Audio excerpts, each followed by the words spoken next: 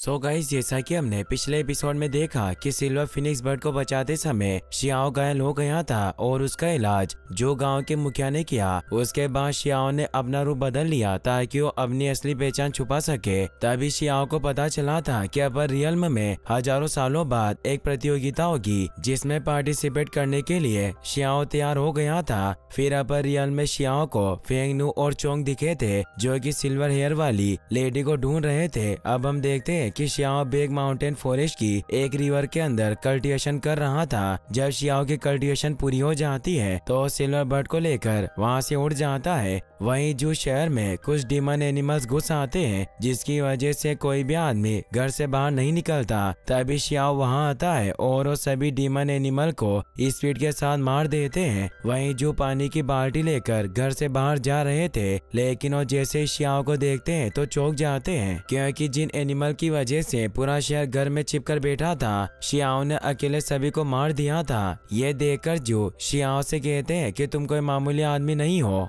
मुझे पूरा यकीन है कि तुम अपना गोल पाकर ही रहोगे। तो शियाओ कहता है कि दादा, आपने जो इतने दिन मुझे ठीक करने में अपना समय खर्च किया उसके लिए आपका धन्यवाद, लेकिन अब मैं चलता हूँ। ये कहकर शियाओ वहाँ से चला जाता है। उसके बाद शियाओ उड़ते हुए सिल्वर बर्ड से कहता है कि मुझे तुम्हारा कुछ नाम रखना चाहिए जो कि सिपाही है, लेकिन ये नाम सिल्वर बर्ड को पसंद नहीं आता। तो शियाओ उसका नाम बदलकर अल रखता है जो कि बर्ड को काफी पसंद आता है। फिर शियाओ एक ऐसी जगह उतरता है जहाँ किसी ने फॉर्मेशन एक्टिवेट कर रखा था। शियाओ को फॉर्मेशन देखकर पता चल गया था कि एक सील फॉर्मेशन है जो कि सिल्वर हेयर वाली लेडी को पकड़ने के लिए एक्टिवेट किया गया है। लेकिन इस बात से शियाओ काफी हैरान था क्योंकि सिर्फ एक लेडी को पकड़ने के लिए चोंग और उसके साथियों ने पूरी सिटी को सील कर दिया था। वहीं शियाओ उस फॉर्मेशन को तोड़कर अंदर जाने की कोशिश करता है, मगर सील फॉर्मेशन काफी पावर के साथ एक्टिवेट किया गया था जिसे तोड़ना थोड़ा मुश्किल था। इसीलिए शियाओ गॉड स्टोन टैंक को जगाता है और उसे फॉर्मेशन तोड़ने के लिए कहता है। टैंक सील फॉर्मेशन को देखकर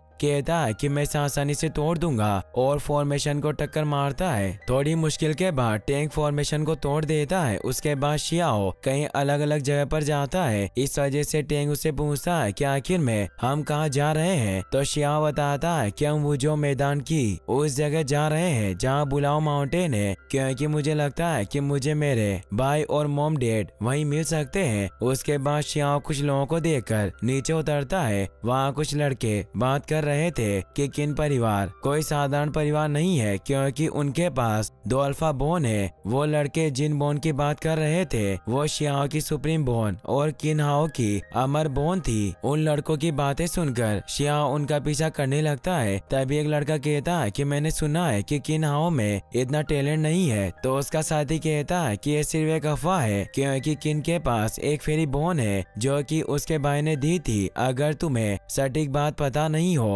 तो तुम गलत इन्फॉर्मेशन मत फैलाओ, क्योंकि मैंने सुना है कि जिन भी लोगों ने इस तरह की बातें कही वो गायब हो गए हैं। ये सब सुनकर टैंक शियाओ से कहता है कि ये समय तुम्हें खुद को साबित करने का है। तुम्हें लोगों को बताना होगा कि तुम बिना सुप्रीम बोन की मदद के भी काफी पावरफुल हो और उसी सम्मान के हकदार हो जैसा तुम्हें अब तक मिलते आया है। लेकिन इस तरह शियाओ कुछ नहीं कहता और उन लोगों की बात को ध्यान से सुनता है। तभी वो लड़के कहते हैं कि किनहाओ ने माउंटेन बुलाओ में अच्छे से ट्रेनिंग ली थी, लेकिन फिर भी उसके डैड ने माउंट बुलाओ पर हंगामा किया। लेकिन उन्होंने ऐसा क्यों किया होगा? तो दूसरा लड़का कहता है कि इस बारे में तो मुझे नहीं पता, लेकिन उनका एक रिश्तेदार आइलैंड की जेल में बंद है। इस वजह से शी जिलिंग को गुस्सा आ गया था, लेकिन किनहाओ की वजह से माउंट बुलाओ ने उन्हें कुछ नहीं किया। ये सुनकर शियाओ सोचता है कि उन लोगों ने डैड को पागल बनाकर सभी रिश्तेदारों को जेल में डाल दिया, लेकिन उन लोगों ने जिसे जेल में डाला होगा वो मेरे दादा है। उसके बाद शियाओ आइलैंड जेल की तरफ जाने लगता है। इस वजह से टैंक शियाओ को याद दिलाता है और कहता है कि हम तुम्हारे मॉम डैड से मिलने के लिए आए थे,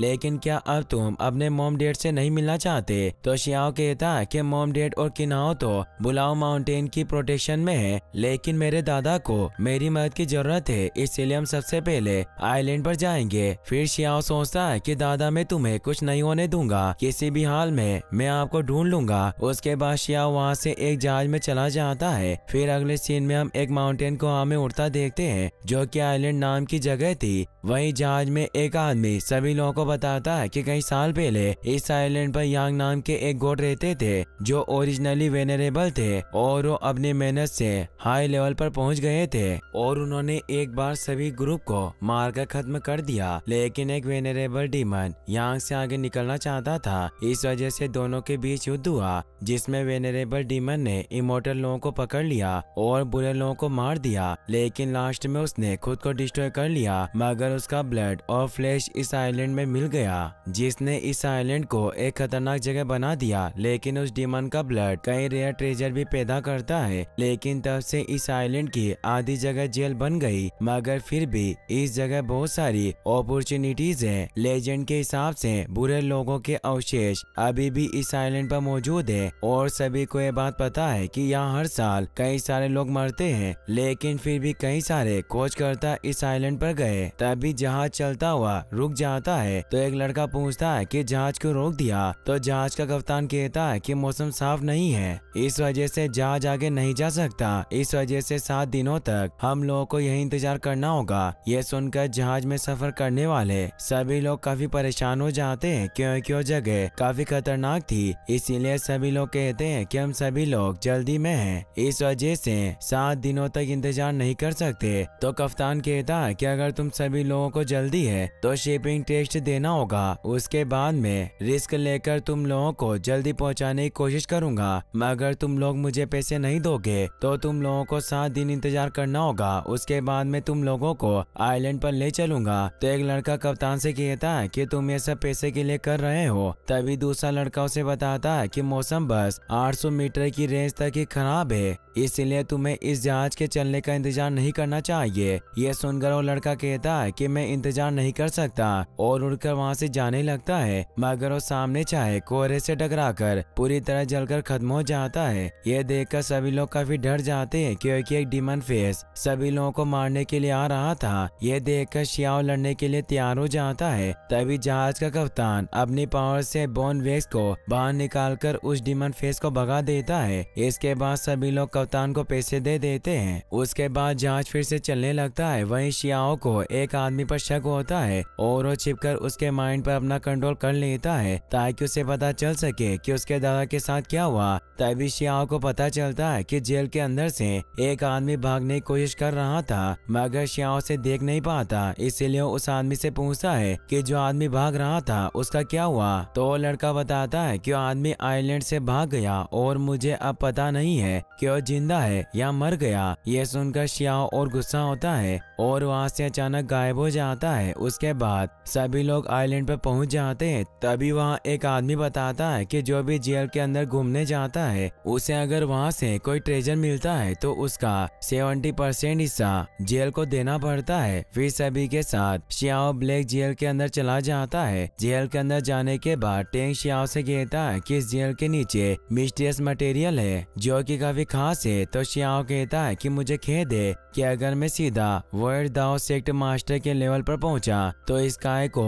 खून के आंसू रुला दूंगा। ये सुनकर टेंग को पता चल जाता है कि शियाओ गुस्से में है और वो शियाओ से पूछता है कि तुम इतने गुस्से में क्यों हो। तो शियाओ अपनी पावर को दीवार पर फायर करके कहता है कि मैं अपने दादा के बारे में सोच रहा हूँ। बहुत लंबे समय से मैंने उन्हें नहीं देखा लेकिन दादाजी को जरूर बेड़ियों से बांध रखा होगा जिसने उनकी कल्टीवेशन को दबा दिया। मगर मैं इस बात का जरूर पता लगा कर रहूंगा कि उनके साथ ऐसा किसने किया। उसके बाद उस आदमी को इस चीज के लिए भुगतान करना होगा। फिर शियाओ जेल के अंदर जाता है जहाँ बहुत सारे लोगों को पकड़ रखा था और वो चट्टाने तोड़कर उनके अंदर से खजाने निकाल रहे थे। और किन चेंग शांग नाम का आदमी जो कि जेलर था वो सभी लोगों को मारता है। तभी शियाओ एक आदमी के पास जाता है जो शियाओ को बताता है कि थोड़े दिन पहले एक आदमी ने अच्छी चीज खोज निकाली जो कि एक ट्रेजर था जिसे उस आदमी ने खा लिया। लेकिन इसके बारे में शांग को पता चल गया और उसने उस आदमी से ट्रेजर को मुंह से बाहर निकालने के लिए कहा। लेकिन उस एक हाथ वाले आदमी ने उस ट्रेजर को बाहर निकालने से मना कर दिया और जैसे वो ट्रेजर उस आदमी के पेट में गया उस आदमी की पूरी बॉडी ग्लो करने लगी। यह देखकर शांग उस आदमी से लड़ने लगता है लेकिन एक हाथ वाले आदमी में काफी पावर थी या फिर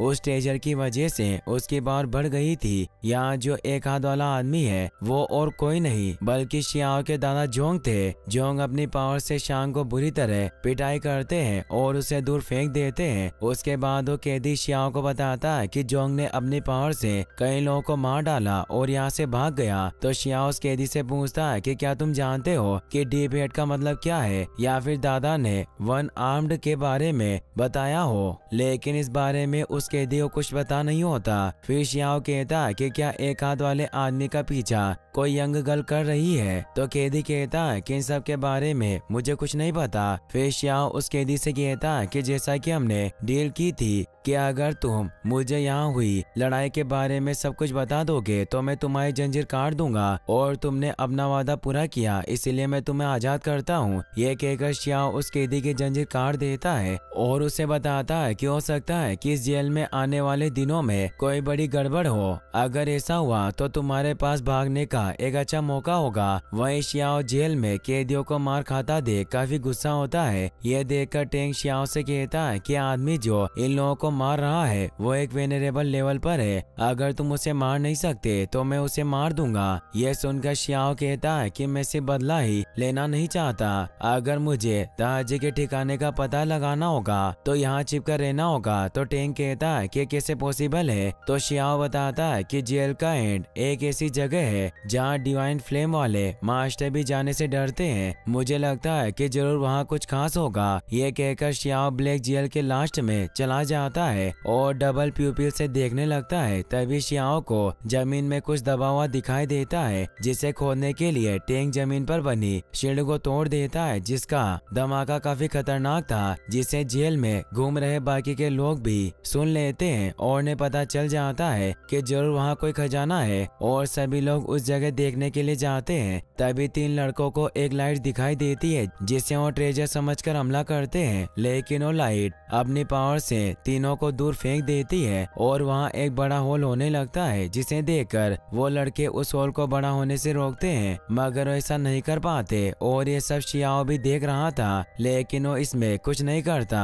तो टेंग शियाओ से कहता है कि मैंने लो की पावर को उस जगह दफना दिया था ताकि कोई खजाने को खोदने की कोशिश करे तो पूरा फॉर्मेशन एक्टिवेट हो जाए, और इन लोगों ने वही गलती की जिसकी वजह से ये एक बड़ी मुसीबत में है। और इसी के साथ ये एपिसोड यहीं पर खत्म हो जाता है। गाइस, अगर आपको एपिसोड पसंद आया हो तो इस वीडियो को लाइक करने के साथ साथ चैनल को सब्सक्राइब जरूर कर लें। Thanks for watching and your support.